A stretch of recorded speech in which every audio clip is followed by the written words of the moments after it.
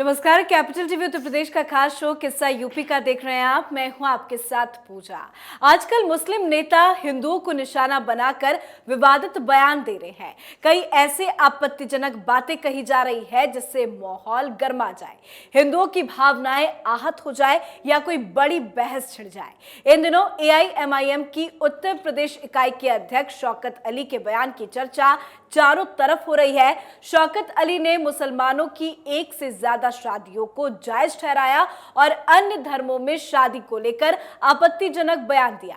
शौकत अली ने यहां तक कह दिया कि मुसलमानों ने 800 सालों तक राज किया, हिंदू हाथ जोड़कर जी हजूरी करते थे। साधु संतों महिलाओं पर अभद्र टिप्पणी को लेकर शौकत अली के खिलाफ केस भी दर्ज हुआ। पर इस तरह के बयान के पीछे इन लोगों का मकसद क्या है, क्या कॉन्स्पिरेसी है, आज इसी को समझेंगे। बातचीत के लिए मेरे साथ स्टूडियो में मौजूद हैं कैपिटल टीवी के सीनियर एडिटर राजीव जी। राजीव जी, बहुत बहुत स्वागत है आपका। धन्यवाद। शौकत अली जिस तरह से बयान दे रहे हैं, विरोध तो हो रहा है, बयानबाजियां भी काफी हो रही हैं, पर इन बयानों के पीछे का मकसद क्या हो सकता है? देखिए, पहली बात तो ये समझना जरूरी है कि ऐसे बयान ये लोग देते क्यों हैं। दो तरह की बातें हैं, एक है राजनीति और दूसरी है मानसिकता। तो सबसे पहले देखना चाहिए कि ये बयान जो इस तरह के आते हैं उसके पीछे उसका मकसद राजनीति सिर्फ है या इनकी मानसिकता ही ऐसी है।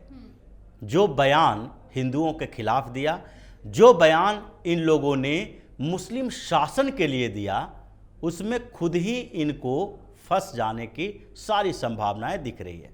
पहली बात तो यह है कि ये लोग अभी भी उस मानसिकता से बाहर नहीं निकले हैं कि मुसलमानों ने इस देश पर इतने सालों तक शासन किया। 800 सालों की बात करते हैं। जब ये बात कहते हैं कि मुसलमानों ने इस देश पर 800 सालों तक शासन किया, तो इसका मतलब है कि ये देश इन लोगों का नहीं है। इस देश की बात कर रहे हैं जो खुद ही अपने आप को इन लोगों ने साबित कर दिया है कि ये विदेशी हैं। उन्हीं शासकों के साथ आए और उन्हीं लोगों के साथ रहे। मुसलमान इस देश का हो ही नहीं सकता जी। अब दूसरी बात यह है कि इनकी जो मानसिकता है, ये जिस तरीके से बात करता है, उसमें ये लगता है कि ये अभी भी उस दौर से वापस नहीं आया है कि जब मुस्लिम शासक हुआ करता था जी। और दूसरी बात है कि गलत तरीके से हमेशा से इतिहासकारों ने तथ्य पेश किया है कि मुसलमानों ने 800 सालों तक दिल्ली पर शासन किया। दिल्ली सल्तनत की स्थापना होती है, उससे पहले 750 ईस्वी में मोहम्मद बिन कासिम भारत की तरफ आता है, उसको हरा के भेज दिया जाता है। कुछ जगहों पर सिंध बलूचिस्तान के क्षेत्रों में वो हमला भी करता है, लेकिन उसके बाद मानते हैं दिल्ली सल्तनत की स्थापना हुई मोहम्मद गौरी के दूसरे हमले के बाद 1192 में। लेकिन उसके बाद से क्या पूरा हिंदुस्तान मुसलमानों के शासन में था? सालों तक ये सिर्फ और सिर्फ कुछ क्षेत्रों पर कब्जा करने के लिए संघर्ष करते रहे। जो 800 साल, 1000 साल, 500 साल की बात ये लोग करता है, वो हिंदुस्तान के कुछ कोनों पर ही अधिकार कर पाया था। दक्षिण में विजय करने के लिए अलाउद्दीन खिलजी को लंबा संघर्ष करना पड़ा, तो थोड़ा सा दक्कन का क्षेत्र तक वो पहुंच पाया। और वही काफूर था जो गुजरात के तट से मिला था, उसको दक्षिण का सेनापति बनाया। बाद में अगर पूरी स्थिति को देखें, सल्तनत काल से लेकर मुगल काल तक, मुगलों को भी दक्षिण भारत में संघर्ष करना पड़ा। लंबे समय तक शिवाजी ने संघर्ष किया और वो स्वराज स्थापित करते रहे, इन लोगों को टक्कर देते रहे। हिंदू शासकों ने हमेशा इन लोगों को कहीं न कहीं चैलेंज किया है। राजस्थान में भी हमेशा विद्रोह होते रहे।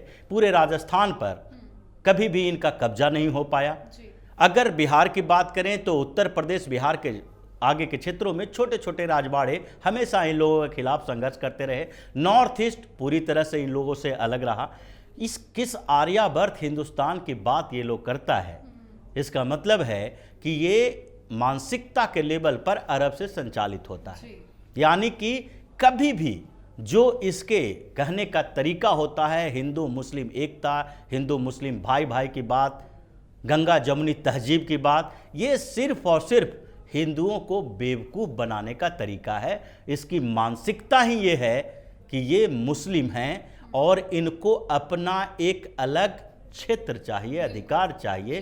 भारत के अंदर भी एक मुस्लिम राष्ट्र है, जो कितने पाकिस्तान की बात आती है, ये भारत के अंदर ही, भारत अपने आप में एक मजबूत देश है, लेकिन फिर भी उस देश के अंदर छोटे छोटे टुकड़ों में ये बटे हुए मुस्लिम राष्ट्र है, जिसको ये बड़े स्तर पर चाहता है कि पूरा हिंदुस्तान में गजवाए हिंद, मतलब मुस्लिम स्टेट बना दिया जाए इसको। तभी ये लोग भारत को हिंदू राष्ट्र के तौर पे कबूल नहीं कर पाते हैं। ये कबूल करे या ना, लेकिन इसका जो बाप दादा है, जो कह सकते हैं कि जहां से ये संचालित होता है, उन देशों की बात देखें।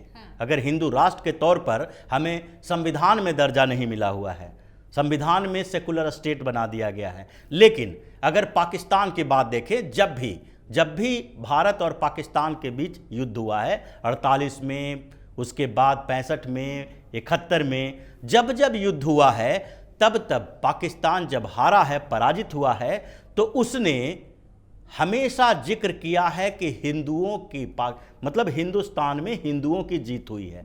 यहाँ आप डंका पीट लें कि मुस्लिम फौज भी उसमें शामिल थी, लेकिन पाकिस्तान नहीं मानता है कि हिंदुस्तान में मुसलमान भी हैं।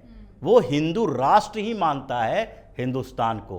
पूरा अरब कंट्री हिंदुस्तान को हिंदू राष्ट्र के तौर पर ही जानता है। यहाँ के मुसलमानों की कोई औकात नहीं है। अगर यूरोप की बात करें तो वहाँ पर भी जिस तरीके से, वहाँ भी सेकुलर स्टेट है, लेकिन ये कहा जा सकता है कि यूएसए हो, फ्रांस हो, जर्मनी हो, जितने भी देश हैं यूरोप और अमेरिका के, वो सारे देश क्रिश्चियन डोमिनेटेड देश हैं। सेकुलर होने के बावजूद भी वहाँ पर लोग उसको क्रिश्चियन स्टेट के तौर पर ही देखते हैं।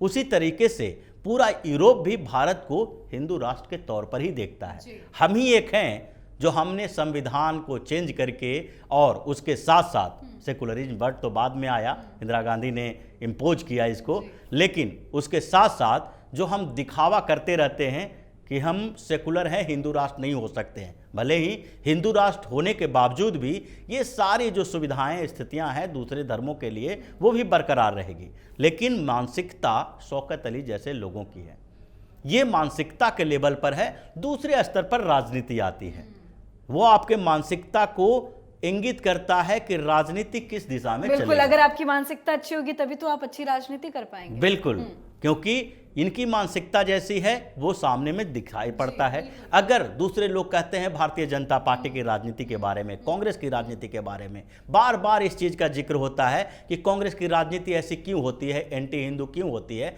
क्योंकि इन लोगों की आस्था हिंदू धर्म में है ही नहीं। जो कांग्रेस के सर्वे सर्वा रहे, गांधी परिवार, नेहरू खानदान की बात करते हैं। राहुल गांधी विदेशों में पढ़ के बस के, और सोनिया गांधी के पुत्र हैं, सोनिया गांधी का इन्फ्लुएंस है उनके ऊपर। ये लोग, सोनिया गांधी की बात करें तो जो बचपन से क्रिश्चियन रही हैं, वो सिर्फ राजनीति में आने के लिए अपने आप को हिंदू दिखाने की कोशिश करती रही हैं। उनके ऊपर इन्फ्लुएंस तो क्रिश्चियनिटी का रहेगा। हिंदू धर्म में उतनी आस्था कैसे होगी, जबकि भारतीय जनता पार्टी के नेता बिल्कुल आस्था रखते हैं हिंदू धर्म के प्रति। ये संघ से बाहर आते हैं, संघ से होते हुए इनको ट्रेनिंग दी जाती है। जो चीज़ें वो अंदर से जीते हैं वही बाहर में प्रदर्शित करना पड़ता है। तो कहीं ना कहीं आपकी विचारधारा आपकी राजनीति में भी दिखाई पड़ेगी, आपके निजी जिंदगी में भी दिखाई पड़ेगी, और इनकी मानसिकता हमेशा से हिंदुस्तान पर राज करने वाली रही है। ये चाहते हैं कि हिंदुस्तान पर हम अब भी राज करें, जबकि इनकी स्थिति दो कौड़ी की नहीं। जी, राजनीति और मानसिकता तो एक अलग चीज हो गई, पर जिस तरह के जो बयान आते हैं, कहीं छोटे मोटे थाने में मामला दर्ज हो जाता है, शिकायत दर्ज हो जाता है, या इनके बयान का कोई विरोध करके थोड़ा बहुत विरोध प्रदर्शन हो जाता है, पर जो लोग इस तरह की लगातार बयानबाजी करते हैं, ऐसे बयान देते हैं जिसके पीछे की कॉन्स्पिरेसी आपने जो समझाई, इन लोगों के खिलाफ क्या सख्त एक्शन होना चाहिए? बिल्कुल होना चाहिए, लेकिन हमारी मजबूरी है, कुछ मजबूरियां जो 60-70 सालों से पैदा हो चुकी है। अगर आपने कानून ही ऐसे बनाए, संविधान का निर्माण ही ऐसे हुआ, सजा का प्रावधान ही उस तरीके से किया गया जो इनकी कॉन्स्पिरेसी को प्रमोट कर सके, तो फिर उस कानून के जरिए हम कैसे इसके ऊपर सख्त कार्रवाई कर सकते हैं? एक्शन लेने की बात होती है और उस एक्शन के लिए जितना हो सकता है सरकार वो कार्रवाई कर रही है। अगर उत्तर प्रदेश की बात देखें तो उत्तर प्रदेश में तत्काल एफआईआर दर्ज होता है, गिरफ्तारी भी होता है, एक्शन भी लिया जाता है ऐसे सारे लोगों के ऊपर। माहौल खराब करने की कोशिश नहीं करने दी जाती है। बिल्कुल, लेकिन इसके बावजूद आप क्या करेंगे? सरकार अपनी कार्रवाई करती है, ये कोर्ट में जाते हैं और कोर्ट में जाने के बाद वही संविधान के प्रावधानों का आधार बनाया जाता है, वकीलों की फौज होती है और वहां से छुट के बाहर आ जाते हैं, यानी कि बेल पर बाहर आ गए। तो ये कानून को जो तोड़ मरोड़ कर पेश किया जा रहा है वही इसका आधार है कि अब ये व्यवस्था बदलने की जरूरत है। एक्शन इन लोगों के ऊपर सरकार के साथ साथ समाज को भी लेना पड़ेगा, हमें भी इनका बहिष्कार करना पड़ेगा। भले ही ये बात होती रहती है और इसका विरोध भी हुआ कि इन सांसदों ने कह दिया कि मुसलमानों का आर्थिक बहिष्कार होना चाहिए, उसका विरोध होने लगा कि कैसे ये बातें कह दी गई। लेकिन समाज के स्तर पर अगर देखें तो इनके आर्थिक बहिष्कार के पीछे कुछ वजह है। अगर ये लोग खुद से अपने नेताओं के ऊपर अंकुश नहीं लगाएंगे, जिस तरीके से असदुद्दीन ओवैसी और उसके पार्टी के दूसरे नेता जैसे शौकत अली, असदुद्दीन ओवैसी, अकबरुद्दीन ओवैसी के भाषणों से प्रेरित होकर ही ऐसे भाषण देता है, ऐसी बातें करता है। क्योंकि अकबरुद्दीन ओवैसी भी यही बात पहले हैदराबाद में कह चुका है कि हम लोग तो शासन करते रहे हैं, हमारे सामने ये लोग जी हुजूरी करते थे, आज ये हमारे ऊपर शासन करने की जुर्रत कर रहे हैं। उसी से प्रेरणा लेके ये सब करता है। अब इन लोगों का वोट बैंक कौन है? इन लोगों को वोट देता कौन है? वही मुसलमान वोट देते हैं। तो जब तुम अपने उन नेताओं का सपोर्ट कर रहे हो जो हिंदुओं का, हिंदू धर्म का अपमान करता है, तो हम तुम्हारा सपोर्ट कैसे कर सकते हैं? ये पहले मुसलमानों को ये सोचना चाहिए कि इन नेताओं का सपोर्ट करना बंद करे, नहीं तो फिर हिंदू इनका सपोर्ट करना बंद कर देंगे। हर गली मोहल्ले पर आर्थिक बहिष्कार समाज के स्तर पर इनका होगा, क्योंकि ये उनको सबक नहीं सिखा रहे हैं। राजनीति इसी को कहा जा सकता है। ये पूरी जो इनकी जो दूसरे स्तर पर कहा जाए कि मानसिकता के बाद ये राजनीति से प्रेरित हैं, ये तो मान कर बैठे हैं कि इन्हें वोट देने वाला मुसलमान ही है, सिर्फ मुस्लिम ही वोट देगा। तो इस आधार पर वो जितना भी हिंदुओं का ज़्यादा अपमान करेंगे, जितना मुसलमानों के बारे में अच्छी अच्छी बातें करेंगे, उतना ही मुसलमानों का सपोर्ट बढ़ेगा। लेकिन अगर मुसलमान इसी आधार पर खुश होता है कि हिंदुओं का अपमान करे, तो फिर वो भी अपने अपमान के लिए तैयार रहे, क्योंकि अब हिंदू भी जाग गया और सरकार भी जाग गई है। जी, बहुत बहुत शुक्रिया समझाने के लिए।